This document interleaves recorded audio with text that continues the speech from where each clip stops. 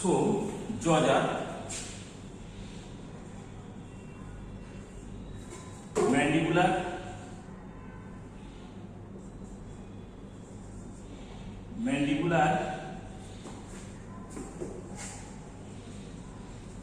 division of fifth cranial nerve, afferent and efferent nerve, center is pons. Ask the subject to open his jaw partially and place your thumb like this. Okay, then tap like this. Normal response.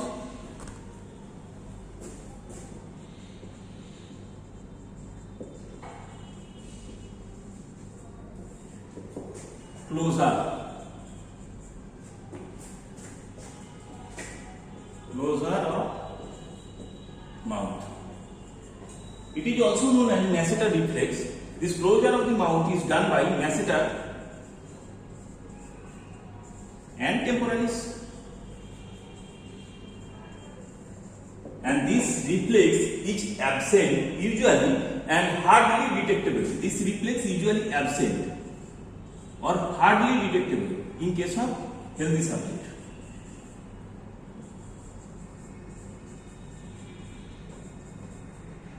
That means this reflex usually not present in case of healthy subject less than 40 years. And this reflex is brisk in case of upper motor neuron lesion of fifth cranial nerve, pseudobulbar palsy,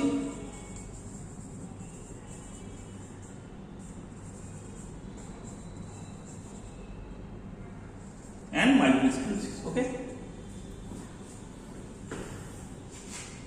Now I will show you the bicep jerk in supine position. Bicep jerk in supine position. Ask the subject to place his hand like this. Okay. Flex his elbow, and relax. Place your forearm. Place your thumb on the bicep tendon firmly. Elbow at flex, and arm of the subject should rest on the abdomen. Okay. Now give a circle.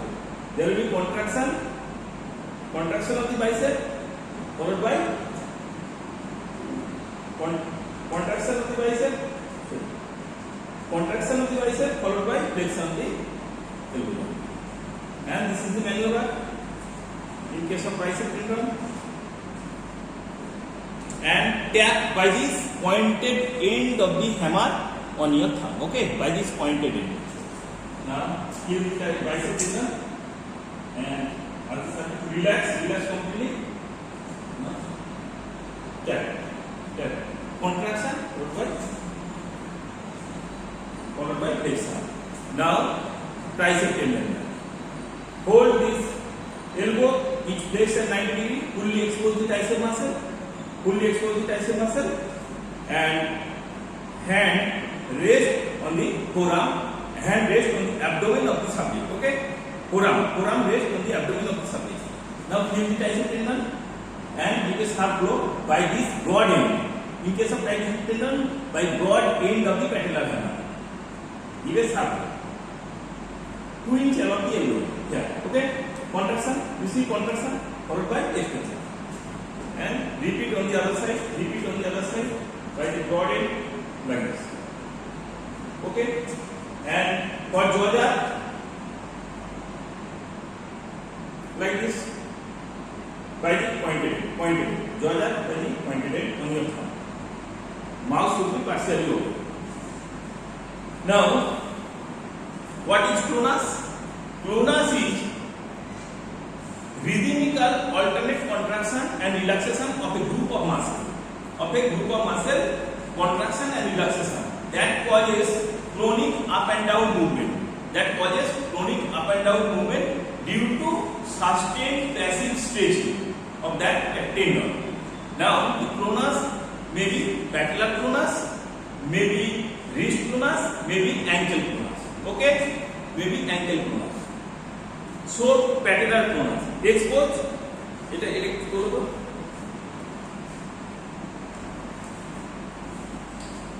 exposed after quadriceps muscle and now this is patella. This is patella. Stand on the right side of the subject. Hold, squeeze and hold the patella by the index finger and thumb. Index finger and thumb at the lateral margin of the patella. Now suddenly push the patella downward. Okay, suddenly push the patella downward towards the ankle, and maintain the stretch for some time. In case of upper motor neuron lesion, like this, hold patella like this. In case of upper motor neuron lesion, what will happen? Pronus will be present. Pronus is reliable sign of the pyramidal type lesion or the corticospinal lesion. In the pronus, there is a chronic up and down movement of the patella. Hold patella, push downward. Okay? As this is healthy subject, there is no patellar pronus. No patellar pronus is visible. Okay? Hold this, squeeze it, hold the both lateral quarter of the patella and push downward and maintain the stage for some time. Okay? This is patellar pronus. Now, what is ankle pronus? Place the both ankle and the both ankle joint and both knee joint. Okay? Now, support the knee joint at placing your hand in the popliteal fossa. Now slightly lift it so that heel touches lightly. Now hold the forefoot and suddenly dorsiflex and maintain this state. In case of ankle pronus, there will be up and down movement due to contraction of the gastrocnemius and soleus. Contraction and relaxation of the gastrocnemius and soleus. Now for this limb, support by your hand placing the popliteal fossa. Hold the forefoot and slightly lift it so that heel touches lightly on the bed, and hold the forefoot, suddenly dorsiflex it and sustain the pressure for some time. There will be up and down, contraction and relaxation due to contraction and relaxation of the gastrocnemius and soleus muscle. This is the ankle pronus. For foot pronus, I have told already that more than equal to 6 to and fro movement should be there, and pronus is associated with extensor plantar reflex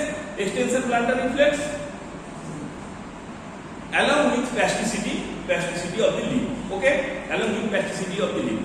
Now there may be jaw pronus associated with during the jaw jar there will be up and down movement. Opening and closure of the mouth seen in upper motor neuron lesion, jaw pronus. Okay. Now wrist pronus. Subject lie down in supine position, ask the subject to relax and hold the hand and make a flexion and extension 3 times. 1, 2, 3. Third time, sustain the stage. Third time, flexion, extension. Okay? Then extension, sustain the stage for some time. There will be flexion and extension, sudden up and down movement. This is the wrist pronus, which is associated with respiratory failure in case of renal failure and hepatic precoma, wrist pronus. More than 2 and fro movement in case of wrist pronus, it is known as positive wrist pronus. Okay. Now on this side, examine on the other side. Hold this forefoot, flexion, extension, flexion. 1, extension, flexion. 2. Third time extension and hold these extensions. Maintain this stage for some time. In case of hepatic precoma, renal failure and respiratory failure, there will be Latin-like movement, flexion and extension movement. This is known as wrist pronus. Okay, this is known as wrist pronus. Now,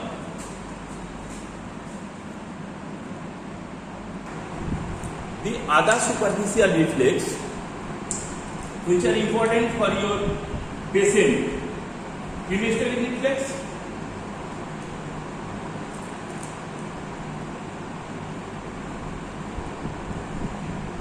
only elicited in case of male. Root value is number 1 and number 2. Expose the genitalia and upper part of the thigh and scratch the upper part of the thigh. Scratch the upper part of the thigh. There will be elevation of that side testis, and contraction of dartos muscle. Causes wrinkling of the skin of the scrotum. This is the cremastory reflex. Elicited in case of only male. Okay. Next one is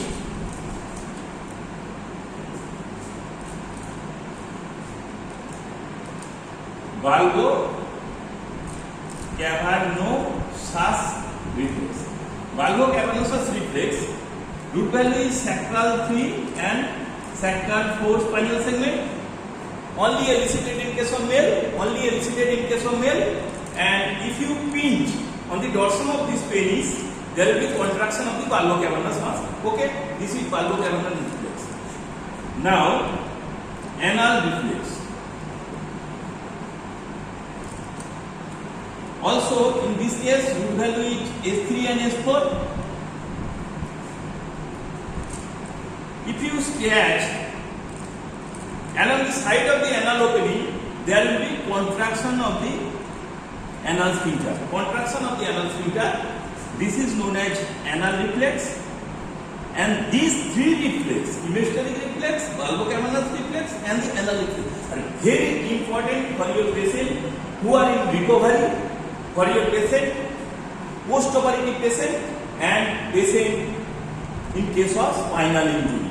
You can see this reflex to note the level of injury, okay, and also progress of recovery.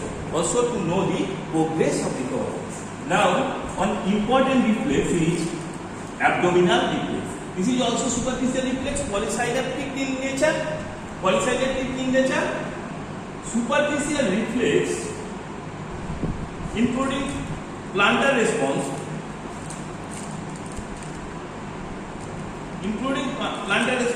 they are polysynaptic.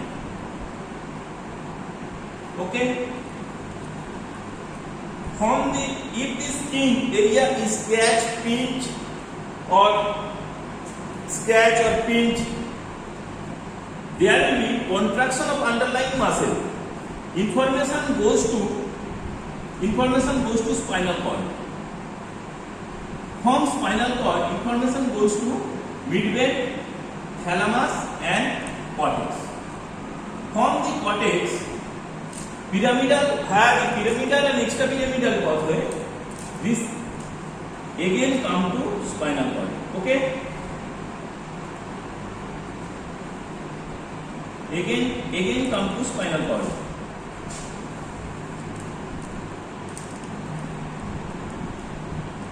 And then again goes to the innervating muscle.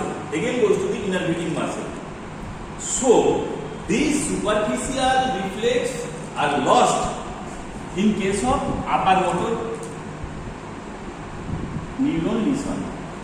That's why the superficial reflex is lost in case of upper motor neuron lesion, and it is also lost in case of lower motor neuron lesion. So both in lower motor and upper motor neuron lesion, superficial reflex are lost. Okay.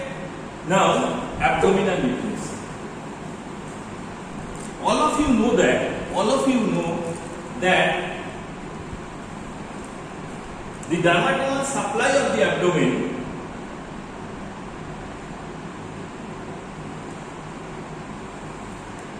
this is the umbilicus. Dermatoma supply of the abdomen is T7 to T12. Now at the umbilical level it is about T10. thoracic spinal segment 10, and above the umbilicus it is T7 to T9, and below the umbilicus it is T11 to T12. Okay. Now scratch. Subject should lie down in the supine position as the subject relax completely. Scratch on the abdomen by the pointed end of the patellar hammer. By the pointed end of the patellar hammer.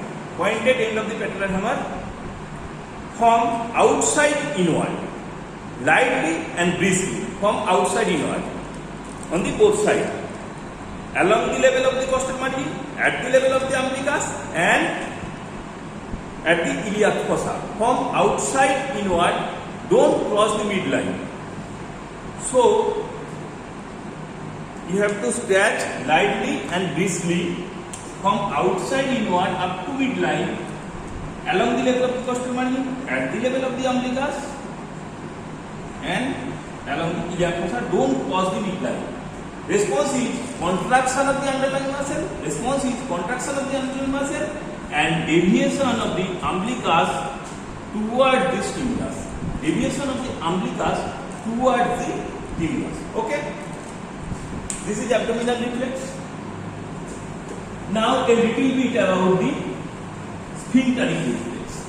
Sphincteric reflex causes contraction of the sphincter, that is also known as visceral reflex, in response to distension of the muscle of that viscera. Sphincteric reflex.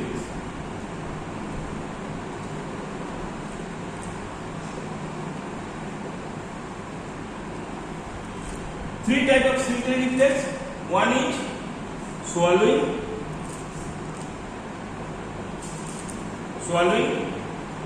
Next one is micturition.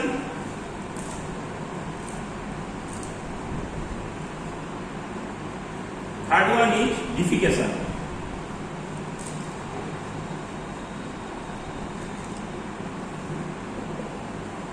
Take the history. Is there any difficulty in swallowing? Take the history of nasal regurgitation.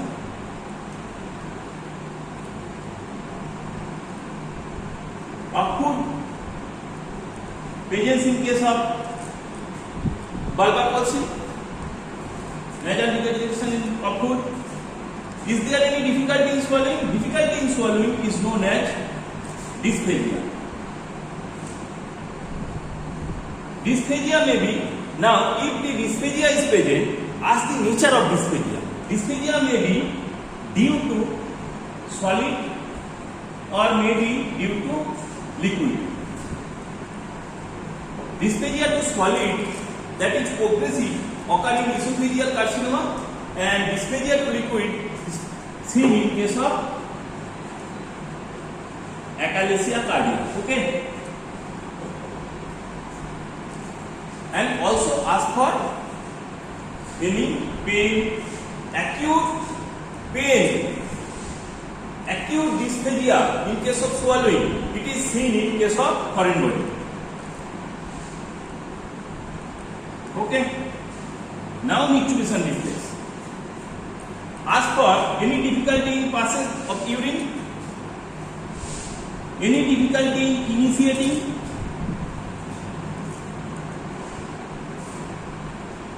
initiation of micturition, any urgency, any incontinence, urinary incontinence, involuntary micturition,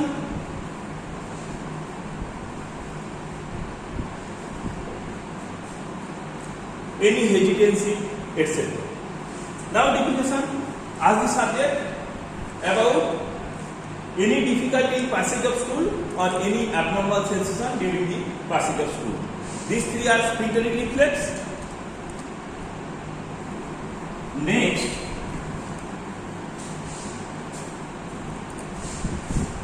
we are going to discuss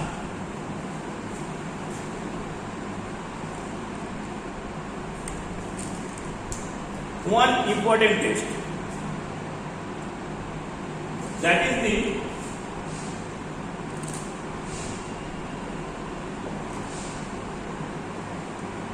coordination.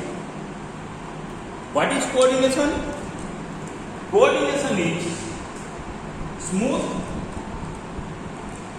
recruitment, interaction,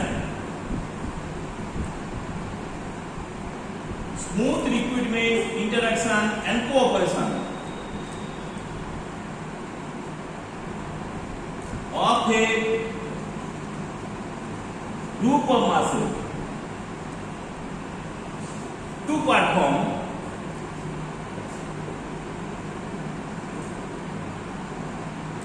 a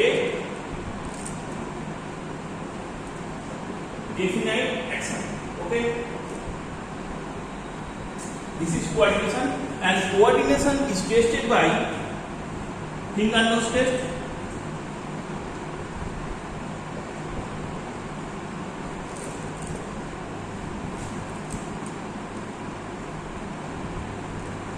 knee heel test, make a circle,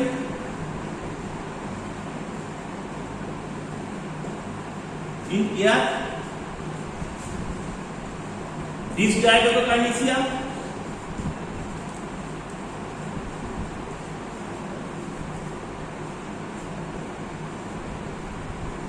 and walk along straight line. Okay, what is finger nose test?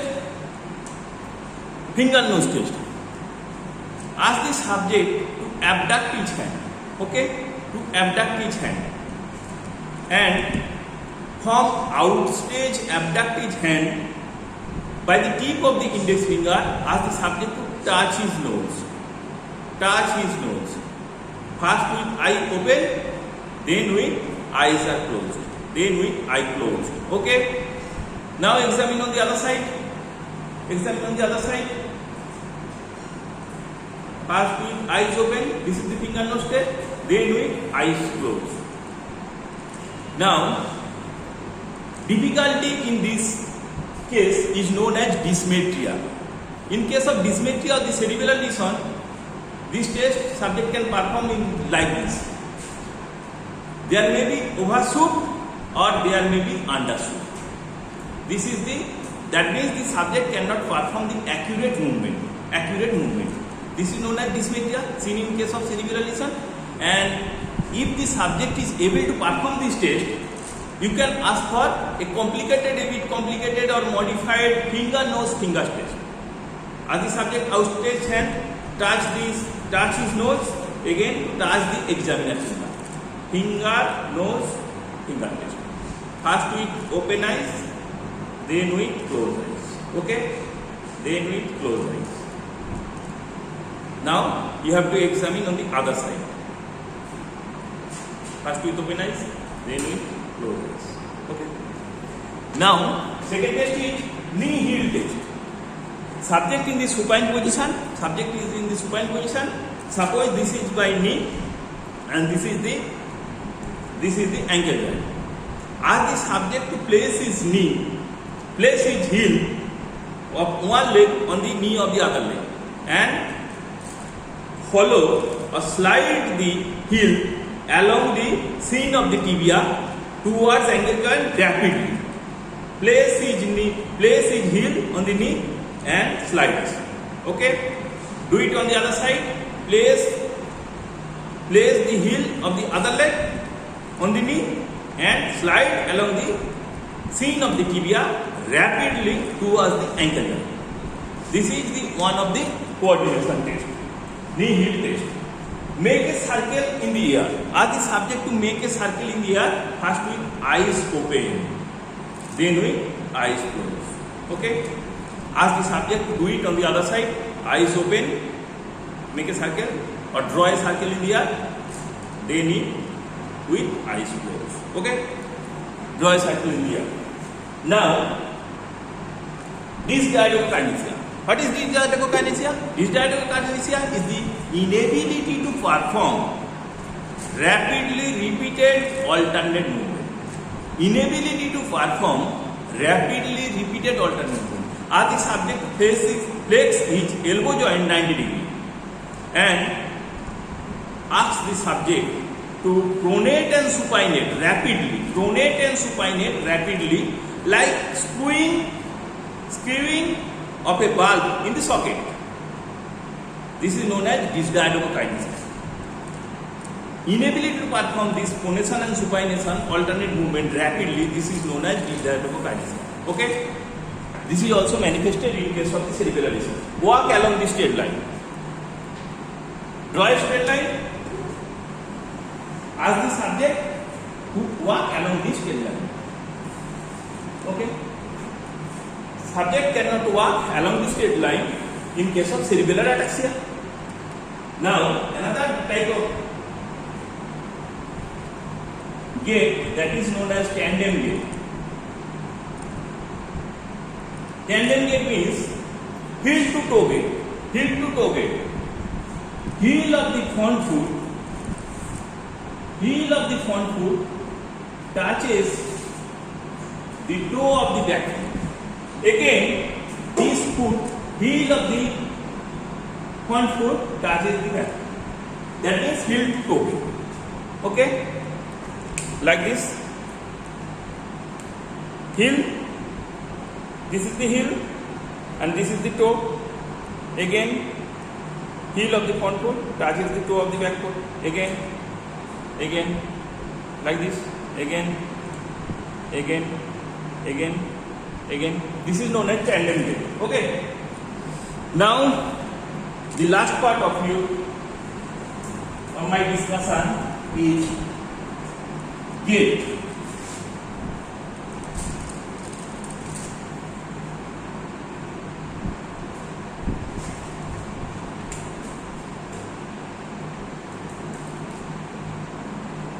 What is gait?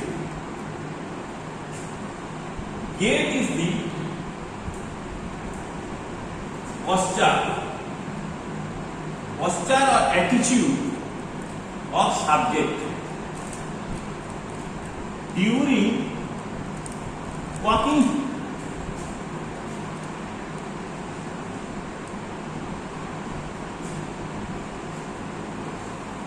The gait may be various types. Okay.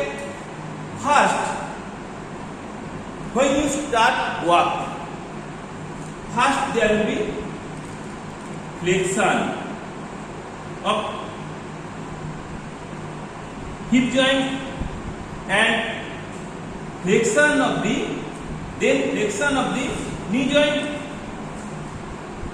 then dorsiflexion of the ankle joint. Okay? Flexion of hip joint, flexion of knee joint, dorsiflexion of the ankle joint.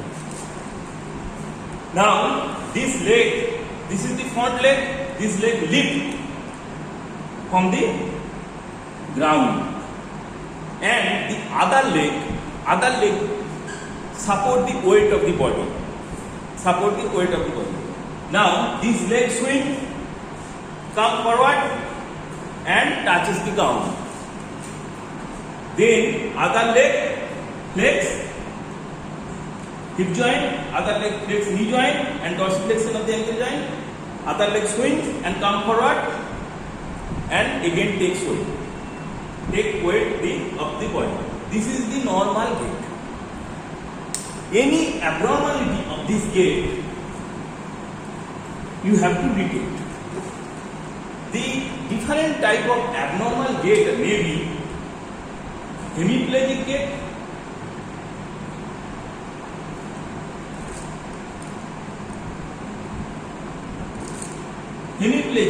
hemiplegic gait seen in case of hemiplegia, that means one side paralysis, hemiplegia.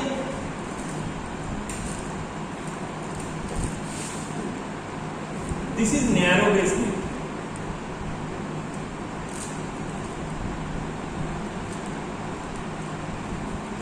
And subject takes his hemiplegic limb very little, and as if the leg is glued to the floor. Leg is, subject drag his leg. Subject drag his leg very little as if it is glued to the floor. Okay, this is seen in the hemiplegic gait. Now other type of gait, high stepping gait. Okay,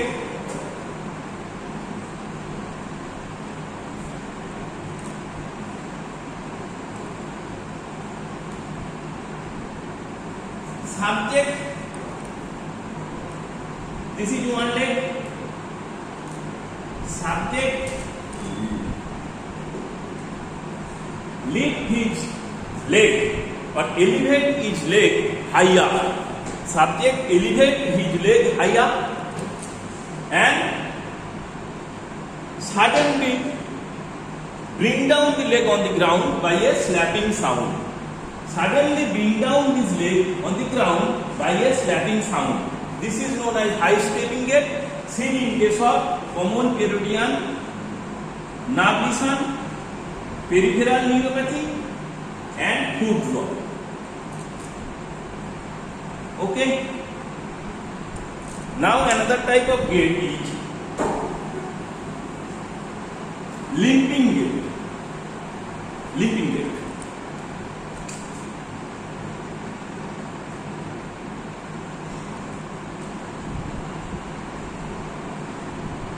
Seen in case of painful condition of knee and painful hip joint. Mainly present in case of tuberculosis of knee and tuberculosis of hip joint. Subject limps with very little movement of that limb, and pelvis tilted down toward the side of the limping. Okay, pelvis tilted down. This is the pelvis tilted down on the that side of limping. This is the limping gait. Now, ataxic gait.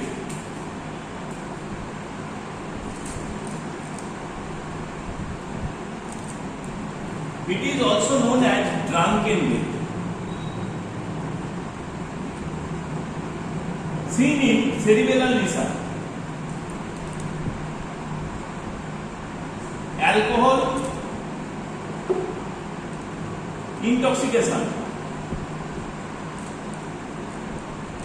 Gait is God-based gait, two leg. Gait is God-based gait, unsteady gait. Subject can go in a zigzag irregular manner. So subject place his foot on the ground in a zigzag manner and body falls to the side of the lesion. Okay, to the side of the cerebral lesion. Soils.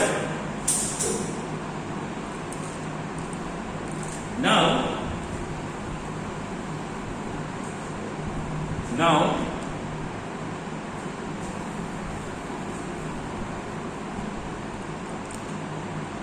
another type of gait, that is the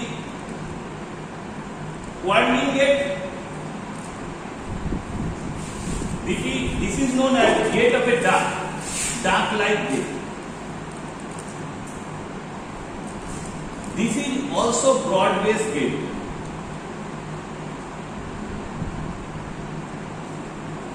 Base will be broad, okay, and body tilted backward so that increase the lumbar lordosis. Body tilted backward, increase lumbar lordosis. Okay, pelvis tilted down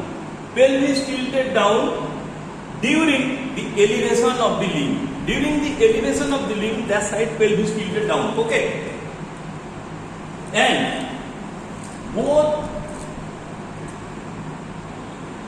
heel and toe touches simultaneously to the ground. Okay, and body swells side by side. Body swells side by side, both sides. Okay. Now, what will get seen in the advanced case of pregnancy, in case of Duchenne muscular dystrophy, or other myopathy. What will get? Now the very important Festinand gait.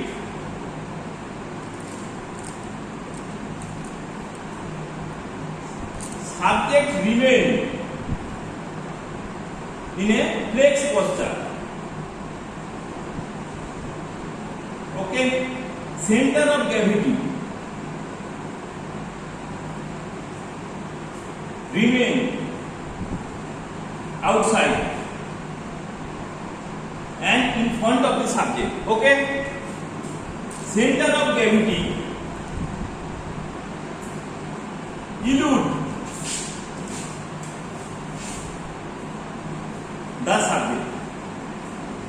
Okay, the gait should be short, shuffling, rapid gait. Okay, there should be propulsion, retropulsion, and lateropulsion.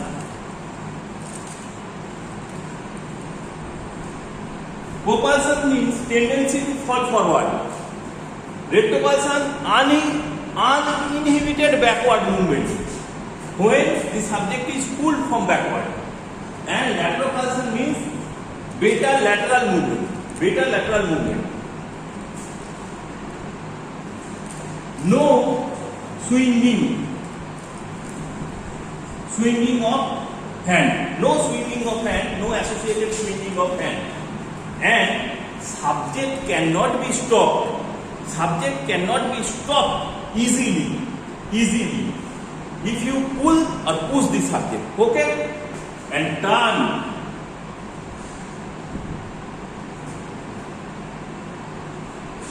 is fractionated.